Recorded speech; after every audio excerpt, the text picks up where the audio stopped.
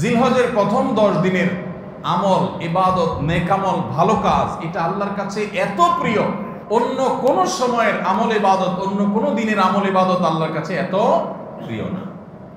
জিলহজের প্রথম দশকের এত মর্যাদা কেন বেশি ভাই?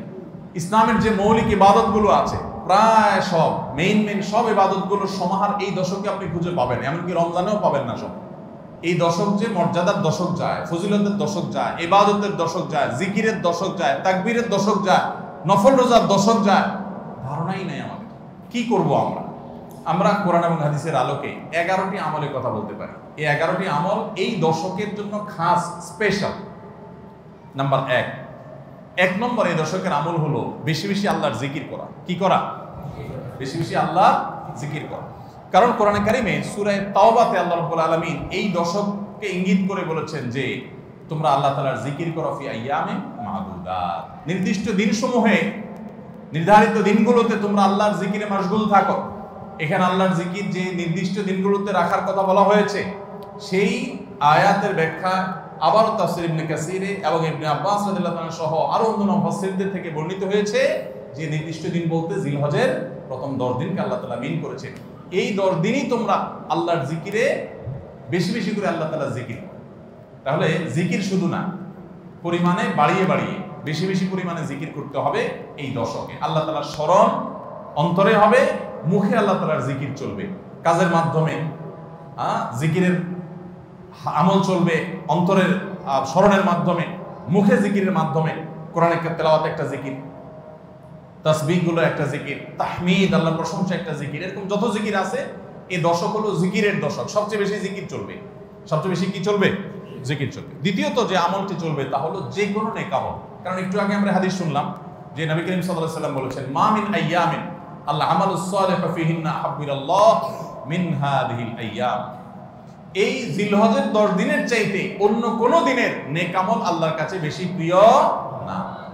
মাস হিসাবে রমাদান সবচেয়ে সেরা, আর দিন হিসেবে খুচরা দিনগুলোর মধ্যে রমজানের বাইরে সবচেয়ে সেরা কোনটা? জিলহজের প্রথম দশক। রমজানের পরে মর্যাদার বিচারে সবচেয়ে বেশি মর্যাদাপূর্ণ দশক হলো এই দশক। এই জন্য এই দশকে আমল করলে আল্লাহর কাছে এত প্রিয় যে অন্য কোনো সময়ের আমল আল্লাহর কাছে এত প্রিয় না। এই জন্য এই দশকের দ্বিতীয় আমল হলো বেশি বেশি নেক আমল করা। বেশি বেশি কি করা? নেক আমল করা। রুটিন যে কাজগুলো আছে সেগুলো বিশেষ ইহতিমামের সাথে করা। অন্য সময় আপনি নামাজের টুকটাক গাফলতি করেন, কিন্তু এই দশকে মোটেই করবেন না। অন্য দশকে আপনার ফজরের জামাত একটু মিস হয়, এই দশক মোটেই করবেন না। আগে থেকে ইহতিমাম থাকবে যে এই দশক কোনোভাবে ইবাদত থেকে আমি যেন দূরে না থাকি। আল্লাহ তাআলা আমাদের সবাইকে আমলের তৌফিক দান করুন। তাহলে 2 নম্বর আমল হলো বেশি বেশি নেক আমল করা এই দশকে। রুটিন নেক আমলগুলো যেগুলো সবসময় করতে হয় এগুলোকে বিশেষ ইহতিমামের সাথে করা, আর আরো নফল আমল বাড়িয়ে বাড়িয়ে করা। আপনি অন্য সময় কোরআন তেলাওয়াত খুব বেশি করতে পারেন না, এই দশকে কোনো অবস্থাতে ছাড়বেন না। অন্য সময় তাসবিহ তেলাওয়াত খুব বেশি হয় না, এই দশকে কোনো অবস্থায় ছাড়বেন না। অন্য সময় নামাজে খুব বেশি খুশু ধরে রাখতে পারেন না, এই দশকে চ্যালেঞ্জ থাকবে যে ধীরস্থিরতার সাথে মনোযোগের সাথে নামাজ পড়ব। এভাবে নেক আমলের কসরত করতে থাকবেন আল্লাহর প্রিয় পাত্র হওয়ার পথে। আমরা এগিয়ে যেতে চাইলে এই দশক, এই 10টা দিন আমাদের জন্য বিরাট বড় একটা সুযোগ। আল্লাহ আমাদের সবাইকে তৌফিক দান করুন। 3 নম্বর, এই দশকের করণীয় হলো সকল গুনাহ থেকে অন্য সময়ের চাইতে এই সময়টাতে বেঁচে থাকার জন্য বেশি সচেষ্ট থাকা। গুনাহ তো 12 মাসই আমরা করব না, কিন্তু এই দশক গুনাহ না করার ব্যাপারে চেষ্টাটা একটু বেশি থাকবে। কারণ আপনারা সূরা তাওবার একটা আয়াত শুনেছেন, আল্লাহ রাব্বুল আলামিন সম্মানিত 4 মাসের আলোচনা করে বলেছেন যালিকাদ দীনুল কাইয়্যিম ফালা তাযলিমু ফিহিন্না আনফুসাকুম। এই সম্মানিত মাসগুলোতে তোমরা নিজের প্রতি নিজে অবিচার করিও না। ভাইরা আমার, তার মানে যে সময়টাতে আল্লাহর নৈকট্য লাভের সুযোগ, ওই সময়টাতে যদি কেউ পাপাচারে লিপ্ত হয়, এর চেয়ে পাপিষ্ঠ আর কে আছে? এই জন্য আল্লাহ রাব্বুল আলামিন আমাদেরকে দরদের সাথে বলছেন, ভাষা খেয়াল করেন, ফালা তাযলিমু ফিহিন্না আনফুসাকুম, তোমরা নিজের পায়ে নিজে কুঠারাঘাত করিও না। এই 10 দিন না, শুধুমাত্র এই পুরো সম্মানিত 4 মাস, সম্মানিত 4 মাসের ভিতরে টানা 3টা মাস চলছে, জিলকদ, জিলহজ, মুহররম, আর একটা হলো রজব মাস, রমজান আগের মাস। তাহলে সম্মানিত 4 মাসের মধ্যে এই 10টা দিন আবার বিশেষ মর্যাদাবান। অতএব এই আয়াতটা এখানে আরো বেশি ফিট হবে, অর্থাৎ পাপাচার থেকে বাঁচার জন্য আলাদা কসরত থাকবে। অন্য সময় আমি গুনাহের কাজ করলেও এই দশকে কোনো অবস্থাতে আল্লাহর নাফরমানি করব না। আল্লাহ আমাদের সবাইকে বেঁচে থাকার তৌফিক দান করুন। ভাইরা আমার, তাহলে 3 নম্বর আমল আমরা পেয়ে গেলাম। 4 নম্বর আমল হলো যাদেরকে আল্লাহ তাআলা সামর্থ্য দিয়েছেন তারা হজ করবেন। এই দশক হজের আমলের মাস, আমলের দশক, এই দশকেই তো হজ হবে। অতএব যাদের তৌফিক দিয়েছেন আল্লাহ তাআলা তারা কি করবেন? হজ করবেন। এটা এই দশকের আমল। এটা হলো 4 নম্বর আমল। 5 নম্বর আমল হলো যাদেরকে আল্লাহ সামর্থ্য দিয়েছেন তারা এই দশকে কোরবানি করবেন। কারণ কোরবানি এমন একটা আমল, নবী করিম সাল্লাল্লাহু আলাইহি সাল্লাম মদিনা হিজরত করেছেন, এরপর থেকে প্রতি বছরে তিনি কি করেছেন? কোরবানি করেছেন। আল্লাহ নির্দেশ করেছেন ফাসাল্লি লিরাব্বিকা ওয়ানহার, তুমি তোমার রবের নির্দেশ পালনার্থে নামাজ আদায় করো এবং কোরবানি করো। এই জন্য ঈদুল আজহা অর্থাৎ এই জিলহজের প্রথম দশকের শেষ দিন অর্থাৎ 10ম দিনে কোরবানির আমলটা করা, এটা যাদের সামর্থ্য আছে তাদের জন্য প্রযোজ্য। এই দশকের একটা আমল হলো কি করা? কোরবানি করা। কয়টা আমল গেল? 5টা। 6 নম্বর হলো যাদের কোরবানি করার ইচ্ছা আছে তারা জিলহজের চাঁদ ওঠার আগে আগে জিলকদ মাসের শেষ দিনের মধ্যে তাদের হাতের নখ, চুল, গোঁফ, অবাঞ্ছিত লোম এগুলো সব কেটে পরিষ্কার করে ফেলবেন এবং এই দশক আর সেগুলোতে হাত দিবেন না। কোরবানি করে তারপরে সেগুলো পরিষ্কার করতে চাইলে করবেন, এই দশকে আর হাত দিবেন না। নবী সাল্লাল্লাহু আলাইহি সাল্লাম বলেছেন মান আরাদা আন ইউদাহিয়া ফালা ইয়াখুয মিন শা'রিহি ওয়া আযফারিহি শাইআ, যে ব্যক্তি কোরবানি করার ইরাদা করেছে, নিয়ত করেছে, সেজন্য তার চুল, নখ এগুলো না কাটে ওই 10 দিন। জিলহজের চাঁদ উঠছে আর কাটবেন না, চাঁদ ওঠার আগে আগে কেটে ফেলবেন এবং কোরবানির পরে যায় কাটবেন, এই 10 দিন বিরত থাকবেন। তবে অন্য আরো বিভিন্ন রিওয়ায়াত থেকে, বর্ণনা থেকে বোঝা যায় যে এই আমলটা শুধু যিনি কোরবানি করবেন তিনি নন, যিনি কোরবানি করবেন না, কোরবানি করার সামর্থ্য নাই, তিনি এই আমল করতে পারেন, তাহলে আল্লাহ তাআলা তাকে কোরবানি করার সওয়াব দান করবেন।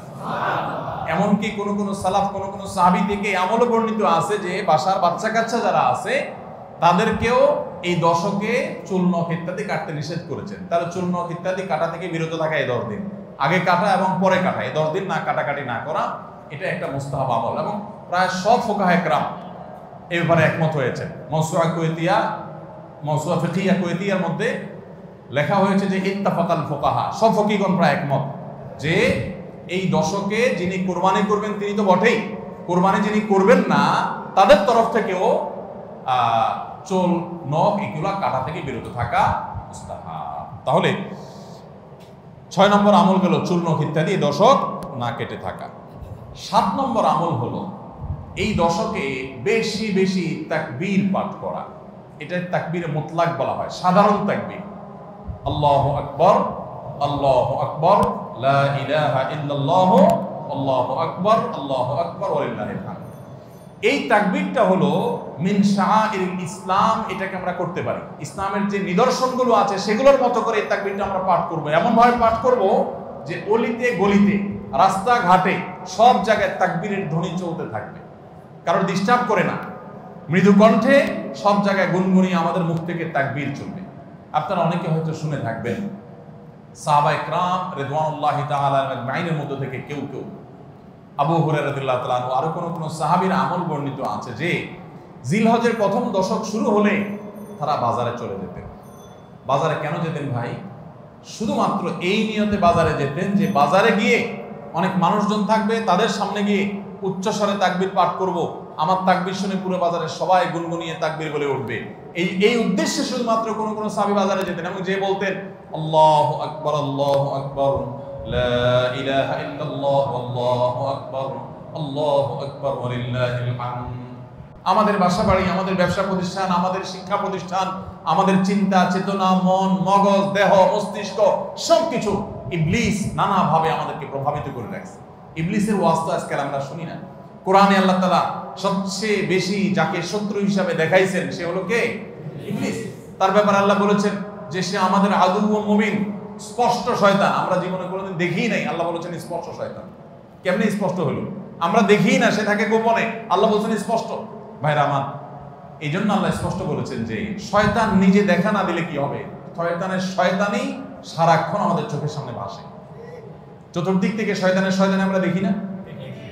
তো এই শয়তান তার শয়তানি করে করে পরিবেশটাকে আমাদের নষ্ট করে ফেলছে। আমাদের দেশ তরুণ প্রজন্মকে ধ্বংসের দ্বারপ্রান্তে নিয়ে যাওয়া হয়েছে, তাদেরকে দিন থেকে এত দূরে সরাই দেওয়া হয়েছে, কখনো শিক্ষার নামে, কখনো সংস্কৃতির নামে, কখনো বিনোদনের নামে, কখনো খেলাধুলার নামে, কখনো ক্যারিয়ারের নামে, এক এক সময় এক এক নাম দিয়ে আমাদের সন্তানদেরকে আল্লাহি দিন থেকে এত দূরে সরিয়ে ফেলা হয়েছে আমরা অনেকে এখনো আঁচ করতে পারছি না।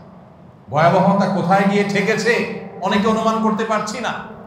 সমাজ থেকে শয়তানের এই সমস্ত শয়তানের প্রভাব দূর করবার জন্য জিলহজের প্রথম দশকে অলিতে গলিতে রাস্তাঘাটে বাসা বাড়িতে ব্যবসা প্রতিষ্ঠানে সব জায়গায় তাকবীর ধ্বনি উচ্চারিত করতে থাকেন। এই তাকবীর ধ্বনি নীরবে না, সশব্দে, সশব্দে বলতে মানুষকে ডিস্টার্ব করে না, যতটুকু মানুষ সহনীয় হয় মৃদু কণ্ঠে এই তাকবীর গুনগুনিয়ে আমরা গাইতে থাকবো, আওয়াজ করে করে বলতে থাকবো, সর্বত্র এটি ধ্বনিত হতে থাকবে। এই আন্দোলনটা আমার প্রত্যেকটা একটু করতে হবে। রাজি আছি তো ইনশাআল্লাহ? ভাইরা আমার, বাজারে গিয়ে, চায়ের দোকানে, মাছের বাজারে বা খুব জমজমাট বাজারে গিয়ে যদি আপনি হঠাৎ করে তাকবীর দিয়ে উঠেন, আল্লাহু আকবার, আল্লাহু আকবার, লা ইলাহা ইল্লাল্লাহ, আল্লাহু আকবার, আল্লাহু আকবার, ওয়ালিল্লাহিল হামদ, কত মধুর কণ্ঠে এই তাকবীর পাঠ করা যায়। আল্লাহু আকবার, আল্লাহু আকবার, আল্লাহ সবচেয়ে বড়, আল্লাহ সবচেয়ে বড়, লা ইলাহা ইল্লাল্লাহ, আল্লাহ ছাড়া সত্যিকারের কোনো মাবুদ নাই, লা ইলাহা ইল্লাল্লাহ, আল্লাহু আকবার, আল্লাহ বড়, ওয়ালিল্লাহিল হামদ, আল্লাহ বড়, আল্লাহ বড় এবং তার জন্য সমস্ত প্রশংসা। ভাইরা আমার, আল্লাহর বড়ত্ব এটা বলতে গিয়ে আজকাল আমাদের অনেকের হেজিটেশন হয়, আমাদের অনেকের মধ্যে ইতস্তত বোধ হয় যে মানুষের সামনে যায় বলবো, একা একা বলি ঠিক আছে, মানুষের সামনে আবার বলবো কেমন লাগে। এগুলো আমাদের ইমানের দুর্বলতার দলিল। আমার আল্লাহর বড়ত্ব বর্ণনা করতে আমার মধ্যে ইতস্তত বোধ যদি হয়, তো আমার যদি নিমুখ হারাম আর কে আছে আল্লাহর জমিনে? আমি কত আল্লাহ নিমুখ হারাম যে আমি সারাদিন আল্লাহ নিয়ামতের ভিতরে ডুবে আছি, আল্লাহর বড়ত্বটা জোরে বললে কে কি মনে করবে, আমি এই চিন্তা করছি। তো আমরা ইনশাআল্লাহ এই অচল আয়তন ভাঙবো তো, আমরা ইনশাআল্লাহ এই হীনমন্যতা, এই ইতস্ততা দূর করবো তো ইনশাআল্লাহ। ভাইরা আমার, টার্গেট করে করে বাসায় যাওয়ার সময় মোবাইলে অ্যালার্ম দিয়ে দিয়ে লিখে লিখে রিমাইন্ড করে করে তারপরে আমল করবো, মনে থাকবে তো ইনশাআল্লাহ। যেখানে মানুষ আছে একটু জোরে জোরে তাকবীর পাঠ করবো, বাসায় ঢোকার সময় জোরে জোরে পড়তে পড়তে ঢুকবেন যাতে বাসার সবাই তাকবীর দিয়ে উঠে। হঠাৎ মনে হবে একটু জোরে জোরে করবেন যাতে সবাই তাকবীর দিয়ে উঠে। পুরো পরিবেশটাকে সেভাবে করবেন। আমি আমার বাসায় এই দশক আসলে সাধারণত মৃদু কণ্ঠে ভলিউমের সবসময় তাকবীরটা চালু করে রাখি যাতে সবাই মনে হয়। অফিসে কম্পিউটারে এটাকে মৃদু কণ্ঠে চালু করে রাখি, অন্যান্য কাজ করতে থাকে, এই আওয়াজ চলতে থাকে যাতে করে যে আসে সে দেখে তার মনে হয় সে আমলটা করতে পারে। আমরা এই আমলটা চিন্তা করবো তো ইনশাআল্লাহ। যদি আপনি বাজারে গিয়ে তাকবীর বলেন, আমাদের সমাজের যে অবস্থা, যে অবক্ষয়, দ্বীনি চেতনা দিন দিন যেভাবে হারিয়ে গেছে, আপনার তাকবীর শুনে হয়তো অনেকে হাসবে। হঠাৎ করে যখন বাজারে গিয়ে তাকবীর দিবেন জোরে জোরে বলবে ব্যাপার কি, কেউ কেউ হয়তো ইশারা করতে মাথায় হয়তো কোনো সমস্যা আছে, এরকম হতে পারে। হতে পারে কি পারে না? কেন হতে পারে? কারণ সব গাফেলদের মধ্যে একজন জাকের আসছে, সব গাফেলদের মধ্যে একজন জাকের আসছে। যেখানে সবাই গাফলতিতে নিমজ্জিত, সেখানে একজন জিকিরকারী আসছে। এজন্য ওই গাফেলদের মধ্যে জিকিরকারী, একজন জিকিরকারী ব্যক্তিকে মনে হয় পাগল, অথবা তাকে বলা হয় যে আননোন। অথচ হওয়া দরকার ছিল মুসলমানদের সমাজে সবাই জাকের, এক দুজন গাফেল, আর আমরা সবাই হয়ে গেছি গাফেল। এই জন্য একজন জিকিরকারী হলে তাকে মানুষ কি করে? উপহাস করে, পাগল মনে করে। ওই যে কোন দেশে নাকি রাজাকে ভবিষ্যৎবাণী করা হয়েছে যে রাজা সাহেব পাগলা পানি আসতেছে, পাগলা পানি, বন্যার পানিতে যে পানি আসবে এটাতে সব জায়গায় ছড়ায় যাবে, এটা পাগলা পানি, দেশে আর কোনো পানি থাকবে না, এই পানি সবাই খাইতে বাধ্য হবে। আর এই পানি পাগলা পানি নাম এই জন্য দেওয়া হয়েছে, এই পানি যে খাবে সে পাগল হয়ে যাবে। রাজা সাহেব এই ভবিষ্যৎবাণী শুনে পরামর্শ করতেছেন সব মন্ত্রীদের সাথে যে কি করা যায়। দেশের সব মানুষ পাগল হয়ে গেলেও আমার তো অন্তত ভালো থাকতে হবে, আমি পাগল হয়ে গেলে দেশ চলবে কেন? তো সবাই বলতে দিচ্ছে রাজা সাহেব এক কাজ করেন, তাহলে আপনার রাজ বাড়িতে বেশি করে পানি স্টক করে রাখেন, যে পাগলা পানি যখন আসবে, সাধারণ পানি যখন থাকবে না, ট্যাঙ্কিতে আপনার বাসায় পর্যাপ্ত পানি থাকবে, 1-2 মাস চলবে। তো অন্তত আপনি ওই পানিগুলো খেয়ে ভালো থাকলেন, জনগণ সব পাগল হয়ে গেল, আপনি একটু সামলালেন। তো বুদ্ধি অনুযায়ী রাজা সাহেব সব পানির ব্যবস্থা রাখছে এবং বিরাট পানির ট্যাঙ্কি ভরে ফেলছে। ভরার পর এবার সেই পানির ট্যাঙ্কির পানি রাজা সাহেব এবং তার ফ্যামিলির লোকজন খাইছে, এবং যথারীতি জনগণ ওই পাগলা পানি খায় সব পাগল হয়ে গেছে। আর পাগল হয়ে সব কাপড় চোপড় খুলে ফেলছে। এখন সব পাগলরা এসে রাজবাড়ি ঘেরাও করে ফেলছে এবং সবাই মিলে বলতেছে ওই দেখ কয়েকটা পাগল। কারণ এগুলোর পরনে কাপড় আছে, এগুলো মাথা নষ্ট হয়ে গেছে, এটা পরনে কাপড় পরে রয়েছে কেন? এবার রাজা সাহেব সবার সাথে পরামর্শ করতেছে পরিবার সদস্যরা যে আমাদের কি করা এখন, সবাই যে আমাদেরকে পাগল বলা শুরু করছে, যদি পাগল বলে মাইদুর দেওয়া শুরু করে দেয় কি করা যাবে। তখন এবার সবাই বুদ্ধি করলো পরিবারের লোকেরা যে তাহলে এক কাজ করা যাক, যে সমাজে সব পাগল থাকে সেখানে আসলে সুস্থ থাকাটা দোষের, আমরাও চলেন পাগলা পানি খায় পাগল হয়ে যাই। এবার তারাও পাগলা খানি খায় পাগল হয়ে গেছে, এবার পাগলে পাগলে মিলছে, আর অসুবিধা হয়নি। এই সমস্ত গল্প হয়তো এর কোনো বাস্তবতা নাই, কিন্তু এই গল্প বলার উদ্দেশ্য হলো যে যেই সমাজে মানুষ সব গাফেল হয়ে যায়, ফাসেকের পরিমাণ বেশি হয়ে যায়, সেই সমাজে একজন বাজারে গিয়ে যখন আল্লাহু আকবার তাকবীর ধ্বনি দিবে, তখন তাকে কিছু লোক পাগল বলাটা সমাজের মানুষের পাগল হওয়ার দলিল। পাগল হওয়া বলতে ফাসেক হয়ে যাওয়া, আল্লাহর জিকির থেকে দূরে সরে যাওয়ার দলিল। কেন বাজারে যায় যদি কেউ একটু গেয়ে উঠে, মনের সুখে কোনো একটা গান গেয়ে উঠে, তাকে তো কেউ অসুস্থ মনে করে না। তাহলে জিকির ক্ষেত্রে এরকম কেন হয়?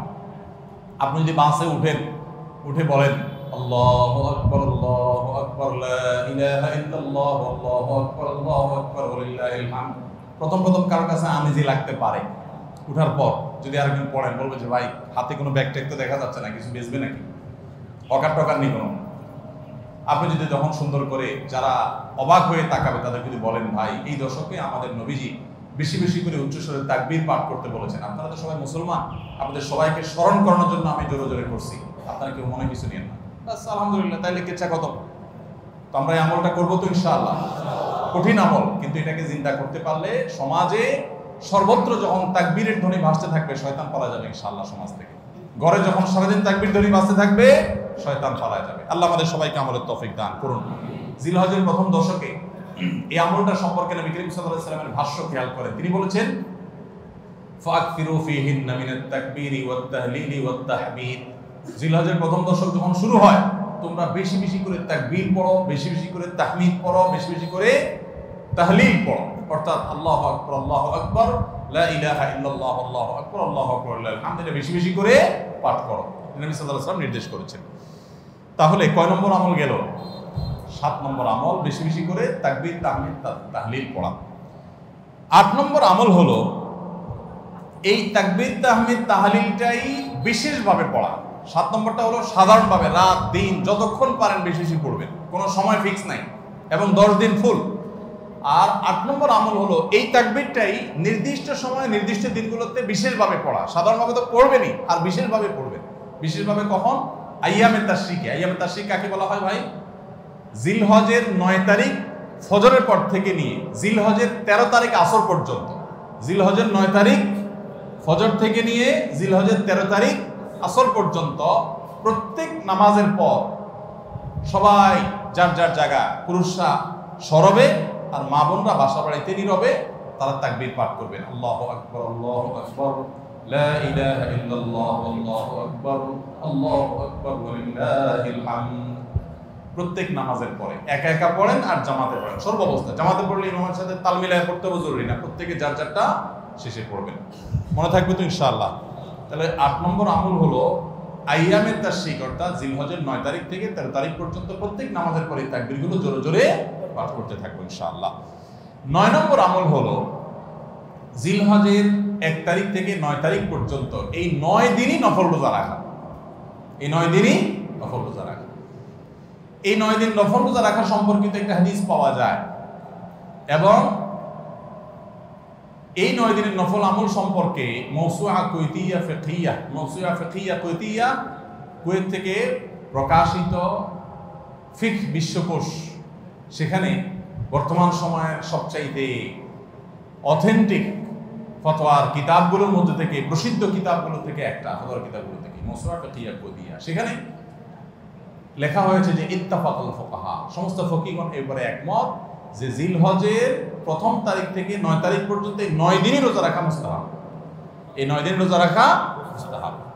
বিভিন্ন বর্ণনায় এটি প্রমাণিত হয়, যদি সে বর্ণনাগুলো কোনো সনদি মুহাদ্দিসরা কেউ আপত্তি তুলেছেন, কিন্তু ফুকাহা একরাম এ ব্যাপারে রেকমেন্ড করেছেন যে এই 9 দিন রোজা রাখা মুস্তাহাব। যেহেতু জিলহজের প্রথম 10 দিনের পুরো 10 দিনই ইবাদত আল্লাহর কাছে প্রিয়, অতএব নফল আমল, রোজাও একটা নফল আমল, সেই হিসাবে রোজাটা অটোমেটিকও চলে আসে। এই জন্য 9 নম্বর আমল হলো জিলহজের 1 থেকে 9 তারিখ পর্যন্ত এই দিনগুলো কি করা? রোজা রাখা। 10 নম্বর আমল হলো স্পেশালি বিশেষভাবে আরাফার দিনে অর্থাৎ জিলহজের 9 তারিখে রোজা রাখা।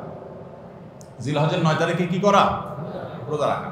প্রথম 9 দিন সাধারণ, আর বিশেষভাবে 9 তারিখের গুরুত্ব আরো বেশি, কারণ নবী করিম সাল্লাল্লাহু আলাইহি ওয়াসাল্লাম বলেছেন সিয়ামু ইয়াউমি আরাফা আহতাসিবু আলাল্লাহি আন ইউকাফিরা আস-সানাতাল্লাতী ক্বাবলাহা ওয়াল্লাতী বা'দাহা। আরাফাত দিনের রোজা অর্থাৎ জিলহজের 9 তারিখের রোজা, এই রোজার সম্পর্কে আল্লাহর কাছে আমার ধারণা, আল্লাহর প্রতি নবী সাল্লাল্লাহু আলাইহি ওয়াসাল্লাম বলছেন যে আমার ধারণা যে এই রোজার বিনিময়ে আল্লাহ তাআলা 1 বছর পূর্বের আর 1 বছর পরের অর্থাৎ আগামী 1 বছর এবং গত 1 বছরের গুনাহ আল্লাহ তাআলা মাফ করে দিবেন। আমরা এই পর্যন্ত যত ফজিলতের কথা শুনেছি, পিছনে গুনাহ মাফ করে দিবেন, গত 1 বছর গুনাহ মাফ করে দিবেন, সারাদিন গুনাহ মাফ করে দেওয়া হবে, এরকম বিভিন্ন হাদিস আমরা শুনেছি। কিন্তু এরকম কোন হাদিস কেউ হয়তো আমরা এই হাদিস ছাড়া আরেকটা হাদিস শুনি নাই যে 1 বছর অগ্রিম গুনাহ মাফ করবেন। যদি আল্লাহ তাআলা কাউকে হায়াত দেন তিনি 1 বছরের গুনাহ মাফ পেয়ে যাবেন। কোন হাদিস বেত্তাগণ বলেন যে হাদিসের মধ্যে ইশারা পাওয়া যায় যে কেউ যদি আরাফাতের রোজা রাখার তৌফিক পায় হয়তোবা আগামী 1 বছর হায়াত পাওয়ার তৌফিক হবে তার। যদিও এটা জাস্ট একটা ব্যাখ্যা, এটা এমন না যে হাদিসে বলা হয়েছে আলাদা গ্যারান্টি দিয়ে, এরকম না। অতএব ব্যত্যয় ঘটলে করতে পারে। কথা বুঝে আসছে ভাই? তো এই জন্য এই আরাফাত দিনের রোজা এটা আমরা মিস করবো না ইনশাআল্লাহ। তাহলে 10 নম্বর আমল গেল জিলহজের 9 তারিখের রোজা। 11 নম্বর আমল হলো ঈদুল আজহার সমস্ত সুন্নাতগুলো আমল করা। ঈদুল আজহার অনেকগুলো সুন্নাত আছে না, এই সুন্নাহগুলো সবগুলো আমল করা। ঈদুল আজহার যে সুন্নাহগুলো আমল সাধারণত হয় না, গোসল আমরা করি, সুগন্ধি আমরা ব্যবহার করি, আলহামদুলিল্লাহ, অন্য অনেক সুন্নাত আমরা আমল করি, কিন্তু যে সুন্নাতের আমল সাধারণত হয় না তার ভিতরে একটা হলো ফজরের নামাজ মহল্লার মসজিদে এসে পড়া, ভোর রাতে আগে আগে উঠা। অন্য সময়ের চাইতে ঈদের দিন ফজরের মুসল্লি আরো আমাদের মসজিদে কম থাকে, কারণ চাঁদ রাতে তামাশা করে বেড়ায়, ফজর নামাজ মিস হয়ে যায়। তো ইমানদার সেটা করতে পারেন না। ঈদের সুন্নাহটা বিশেষভাবে আদায় করার চেষ্টা করা দরকার, অর্থাৎ জামাতের সাথে ফজর নামাজ পড়া দরকার, আগে আগে উঠা দরকার। ঈদের দিনের সুন্নাতগুলোর মধ্যে থেকে একটা। আরেকটা সুন্নাত আমাদের অবহেলিত, আদায় হয় না, সেটা হলো ঈদুল আজহা হোক আর ঈদুল ফিতর হোক, ঈদের নামাজ মাঠে পড়ার চেষ্টা করা দরকার। কোথায়? মাঠে। মাঠ এখন কম, বিশেষ করে শহর এলাকাতে মাঠ একটু কম, কিন্তু যেগুলো আছে সেগুলো যদি সঠিকভাবে সবগুলোকে ব্যবহার করা হয় তাহলে অনেক জায়গায় সুন্নাহ জিন্দা হয়। আমরা ঈদের নামাজ মসজিদে পড়ি, কেন পড়ি? একটা অজুহাত দেই, মাঠ কম। এই অজুহাত সব ক্ষেত্রে গ্রহণযোগ্য না এবং সঠিক না। অনেক জায়গায় মাঠ থাকা সত্ত্বেও মানুষ মসজিদে নামাজ পড়ে, কারণ সব মহল্লার মানুষ আলাদা আলাদা নিজেরা একটু মাঠ বলি করতে চায়। আমরা আবার আরেক জায়গায় নামাজ পড়তে যাবো, আমাদের একটা বাঁকাবাতি থাকে। এই রোগ মসজিদে ঢুকে গেছে, মসজিদ কমিটির লোকদের মধ্যে রোগ ঢুকে গেছে। তারাই কোরবানি করতে রাজি না যে আমরা এখানে জমাত করবো না, চল আমরা সবাই মিলে বড় একটা মাঠে করি। বড় মাঠে কয়েক মসজিদের একসাথে নামাজ আদায় করার যে সৌন্দর্য আছে, এই সৌন্দর্য মসজিদের মধ্যে ঈদের নামাজ পড়ার মাধ্যমে নাই। এই জন্য ভাইরা মাঠে ঈদের নামাজ জিন্দা করার চেষ্টা করতে হবে ইনশাআল্লাহ। চেষ্টা করা যাবে না ইনশাআল্লাহ? তাই বলে আবার রাস্তাঘাট আটকায় মানুষের অসুবিধা হয় সেভাবে করে ঈদের নামাজ ব্যবস্থা করেন না। হ্যাঁ, যদি কোনো রাস্তা এরকম হয় যে না, এই রাস্তা বিকল্প বহু রাস্তা ডানে বামে আসে, মহল্লার রাস্তা কারোর কোনো অসুবিধা হবে না, তাহলে সেখানে হতে পারে শর্ত সাপেক্ষে। কিন্তু সাধারণত রাস্তা নয়, বরং আমাদের নামাজ পড়তে হবে কোথায়? মাঠে। এবং ঈদের নামাজ মসজিদে আদায় করবেন না, মাঠে আদায় করবেন। এই আওয়াজটা সর্বত্র তোলা দরকার। শহর তো বটেই, গ্রামে পর্যন্ত এখন প্রত্যেক মসজিদের নামাজ কেউ কাউকে মানতে রাজি না, আরেক জায়গায় ঈদগাহে নামাজ পড়ে আমাদের ইজ্জত থাকে নাকি? এই লোক ইসলাম বুঝে নাই। ঈদের জামাত হবে অনেক বড় জামাত, সেখানে বহু মসজিদের মুসল্লিরা আসবে, এটার মধ্যেই সৌন্দর্য, পুরো মহল্লার মানুষের সম্মিলন করবে। এই সুন্নাতটা আদায় হয়। ঈদুল আজহার আরেকটা সুন্নাত অবহেলিত, সেটা হলো ঈদুল আজহায় আমরা জানি যে প্রথম খাবার ঈদুল আজহার কোরবানির গোশত দিয়ে হবে, এটা সুন্নাত। ওমর রাদিয়াল্লাহু তাআলা থেকে একটা রওয়ায়াত বর্ণিত আছে যে আল্লাহ তাআলার উদ্দেশ্যে কোনো কিছু দান করলে এটা নিজে ভোগ করা যায় না। যায়? আপনি আল্লাহকে খুশি করার জন্য আল্লাহর ওয়াস্তে কিছু দিয়ে দিয়েছেন, এটা কি নিজে খাওয়া যায়? এটা আপনি গরিবকে দিয়ে দিবেন, মসজিদে দান করলে মসজিদকে দিয়ে দিবেন, আপনি নিজে ভোগ করতে পারবেন না। শুধু কোরবানি এবং আকিকা এই দুইটা আমল আছে, যে এই দুইটা আমল আল্লাহকে খুশি করার জন্য জবাই করার সময় বলছেন বিসমিল্লাহ আল্লাহু আকবার, আল্লাহুম্মা লাক মিনকা ওয়া লাক, আল্লাহ আপনার তরফ থেকে আবার আপনার উদ্দেশ্যেই কোরবানি করলাম, আমার কোনো ধান্দা নাই। অথচ আবার ঠিকই ওইটার গোশতটা আল্লাহ আপনাকে খেতে দিয়েছে, কারণ এটা আল্লাহর পক্ষ থেকে সাদাকা, আল্লাহর পক্ষ থেকে মেহমানদারি, যে আল্লাহ আপনার থেকে কবুল করেছেন এবং বলেছেন বান্দা আমি বুঝে পাইছি এবার তোমাকে দিছি, তুমি খাও। তো এই জন্য আল্লাহর মেহমানদারি দিয়ে দিনের প্রথম খাবার গ্রহণ করা, যাতে করে ক্ষুধার্ত থেকে খাবারের প্রতি আগ্রহী হন আপনি এবং আল্লাহর মেহমানদারি দিয়ে প্রথম খাবার খান আপনি, এটা সুন্নাত। এই জন্য ঈদুল আজহার দিন আমরা কোনো কিছু না খেয়ে থাকবো, রাতে খেয়ে যে শোবো, এরপরে আর কোনো কিছু খাবো না, ঈদগাহে আসবো না খেয়ে, কোরবানির পশুর গোশত বানায় রান্না করে ওইটা দিয়ে প্রথম খাবার খাবো ইনশাআল্লাহ। আল্লাহ তাআলা আমাদের সবাইকে এই সব সুন্নাহগুলো মেনে চলার তৌফিক দান করুন। তাহলে 11 নম্বর আমল হলো ঈদুল আজহার সব সুন্নাহগুলা পালন করা। আমরা আবারও এক নজরে বলি, জিলহজের প্রথম দশকের 11টি আমলের সর্বপ্রথম আমল বলেছি বেশি বেশি আল্লাহর জিকির করা। বেশি বেশি কি করা? আল্লাহর জিকির করা। এই দিনগুলোতে, নির্দিষ্ট দিনগুলোতে আল্লাহর জিকির করবার নির্দেশ আল্লাহ তাআলা কোরআনে কারীমে সূরা তাওবায় করেছেন। দ্বিতীয় আমল বলেছি বেশি বেশি নেক আমল করা, কারণ এই দশকের নেক আমল আল্লাহর কাছে অন্য যে কোনো সময়ের নেক আমল ভালো কাজের চাইতে বেশি প্রিয়। এই দশকের নেক আমল চলতে থাকবে, সেটা জিকির হোক, তেলাওয়াত হোক, দান সাদাকা হোক, নফল রোজা হোক, নফল নামাজ হোক, যত রকমের ইবাদত আছে, এটা ইবাদতের দশক। রমজানে যেরকম ইবাদত করতে থাকি আমরা, এই দশকে এরকম কি চলবে? ইবাদত চলতে থাকবে। 3 নম্বর আমল হলো অন্য যে কোনো সময় আমরা গুনাহ এবং পাপাচার থেকে বাঁচার জন্য যতটা চেষ্টা করি, এই দশকে গুনাহ থেকে বাঁচার চেষ্টাটা হবে অন্য যে কোনো সময় চাইতে অনেক বেশি, কারণ এই দশক মর্যাদাপূর্ণ ইবাদতের জন্য। সেখানে গুনাহ করলে তার দায় এবং তার প্রায়শ্চিত্ত এরকম ভয়াবহ হবে। এই জন্য এই দশকে গুনাহ থেকে বিশেষভাবে বেঁচে থাকার চেষ্টা করা। 4 নম্বর আমল বলেছিলাম যাদের আল্লাহ সামর্থ্য দিয়েছেন তারা হজ করবেন। 5 নম্বর আমল বলেছিলাম যাদের আল্লাহ সামর্থ্য দিয়েছেন তারা কোরবানি করবেন। 6 নম্বর আমল বলেছিলাম যারা কোরবানি করবেন, এমনকি বিভিন্ন হাদিস থেকে বোঝা যায় যারা কোরবানি করবেন না তারাও, এমনকি বাচ্চাদেরকেও জিলহজের এই 10 দিন চুল নখ কাটা থেকে বিরত থাকবেন। চাঁদ ওঠার আগে আগে করবেন আর কোরবানির পরে করবেন। কয় নম্বর আমল গেল? 6 নম্বর। 7 নম্বর আমল হলো সাধারণভাবে এই 10 দিন রাত দিন যত বেশি পারেন উচ্চস্বরে সরবে তাকবীর পাঠ করতে থাকবেন। আল্লাহু আকবার, আল্লাহু আকবার, লা ইলাহা ইল্লাল্লাহ, আল্লাহু আকবার, আল্লাহু আকবার, ওয়া লিল্লাহিল হামদ। কোন হাদিসে 3 বার তাকবীর আসছে শুরুতে, আল্লাহু আকবার, আল্লাহু আকবার, আল্লাহু আকবার, লা ইলাহা ইল্লাল্লাহ, আল্লাহু আকবার, আল্লাহু আকবার, আল্লাহু আকবার, ওয়া লিল্লাহিল হামদ। আর 8 নম্বর আমল হলো এই তাকবীরটাই বিশেষ সময়ে, বিশেষ দিনে, বিশেষ সময়ে পড়া। সেটা কিভাবে? জিলহজ মাসের 9 তারিখ ফজরের পর থেকে নিয়ে জিলহজের 13 তারিখ আসরের নামাজ পর্যন্ত প্রত্যেক নামাজের পরে নারী পুরুষ সবাই এই তাকবীর নামাজের পরে একবার করে পাঠ করা। এটা বিশেষ সময়, তাকবীরে মুকাইয়াদ বলা হয় এটাকে, স্পেশাল। এটা 8 নম্বর আমল। 9 নম্বর আমল হলো জিলহজের 1 থেকে 9 তারিখ পর্যন্ত এই সব দিনগুলোতে নফল রোজা রাখা মুস্তাহাব। 10 নম্বর আমল হলো জিলহজের 9 তারিখ আরাফার দিনে রোজা রাখা আলাদা স্পেশাল সওয়াবের কাজ। 1 বছর আগের এবং 1 বছর অগ্রিম পরের গুনাহ মাফ আল্লাহ তাআলা করে দেন, অর্থাৎ সগীরা ছোট গুনাহ আল্লাহ তাআলা মাফ করে দেন। বড় গুনাহ থেকে তওবা করলে সেগুলো মাফ পাওয়া যাবে। আর 11 নম্বর আমল হলো যে ঈদের দিনে যত সুন্নাহ আছে সব সুন্নাহগুলো সঠিকভাবে পালন করব। আল্লাহ রাব্বুল আলামিন আমাদের সবাইকে জিলহজের এই 10 দিনের ফজিলত এবং মর্যাদা প্রতি মুহূর্তে স্মরণ করার তৌফিক দান করুন। আমিন। এই দশক যে মর্যাদার দশক যায়, ফজিলতের দশক যায়, ইবাদতের দশক যায়, জিকিরের দশক যায়, তাকবীরের দশক যায়, নফল রোজার দশক যায়, ধারণাই নাই আমাদের, মনেই থাকে না।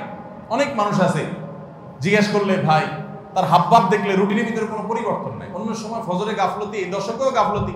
আরে ভাই রমজান মাসে তো মানুষ বেনামাজিও নামাজ পড়ে, মাশাআল্লাহ, ঠিক না ভাই? ঠিক।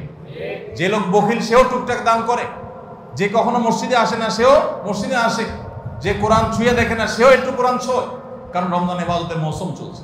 তাহলে জিলহজের প্রথম দশকে এরকম ইবাদতের ছিটাফোঁটা, ইবাদতের কোনো আবহ, ইবাদতের কোনো পরিবেশ, ইবাদতের কোনো আলামত, এর কোনো আপনার চিহ্ন আমাদের সমাজে, আমাদের পরিবারগুলোতে দেখা যায় না। তাহলে এই দশক ইবাদতের অত্যন্ত ফজিলতপূর্ণ দ্বিতীয় বৃহত্তর মৌসুম হওয়া সত্ত্বেও অবহেলিত দশক, অজানা দশক। এই আমলগুলো হারিয়ে যাচ্ছে সমাজ থেকে। এগুলোকে জিন্দা করবো তো ইনশাআল্লাহ। আমরা সবাই এক একজন যার যার দায়িত্বে কমপক্ষে 5 জন মানুষকে আমরা সচেতন করবো ইনশাআল্লাহ। ঠিক আছে তো ইনশাআল্লাহ ভাই? এই বিষয়গুলো আমরা অন্যদের মাঝে শেয়ার করব। আমরা আমাদের ফাউন্ডেশন থেকে যে লিফলেট করেছি আপনারা নিজের উদ্যোগেও করে নিতে পারেন। আপনারা চাইলে আমাদের ফাউন্ডেশনের যে কেউ গেলে যতগুলো কপি লাগে আপনারা নিয়ে নিতে পারবেন। আপনার মসজিদগুলোতে আপনারা বিতরণ করবেন। রাস্তা রাস্তা দোকানে দোকানে হেঁটে হেঁটে মানুষকে হ্যান্ডবিল দিবেন এবং মানুষকে বলবেন ভাই একটু পড়ে দেখবেন এবং আমল করবেন। যদি আমরা এই আমলটা সমাজে চালু করতে পারি আমরা সাকসেস ইনশাআল্লাহ। চেষ্টা করা যাবে তো ইনশাআল্লাহ। প্রত্যেকে যার যার মহল্লা গলিতে গলিতে তাকবীরের ধ্বনি চালায় রাখবেন এবং তাকবীরের ধ্বনি শুরু করবেন এবং যুবকরা প্ল্যান করে করে তাকবীর পাঠ করবেন। আবার তাকবীরের নাম দিয়ে মানুষকে ডিস্টার্ব করেন না। মিছিল করতে করতে আল্লাহু আকবার আল্লাহু আকবার দিদি দিতে গেলেন, মানুষ মোবাইলে কথা বলতে পারলো না, এই ডিস্টার্ব আবার করা যাবে না। খবরদার, ইসলাম আমাদেরকে ব্যালেন্স শিক্ষা দিয়েছে, কোনো আমল করতে গিয়ে কাউকে কষ্ট দেওয়া যাবে না। সবাই চেষ্টা করবো তো ইনশাআল্লাহ। আল্লাহ তাআলা আমাদের সবাইকে আমলের তৌফিক দান করুন। জাযাকুমুল্লাহ খাইর। আস-সুন্নাহ ফাউন্ডেশন, উম্মার স্বার্থে সুন্নাহর সাথে।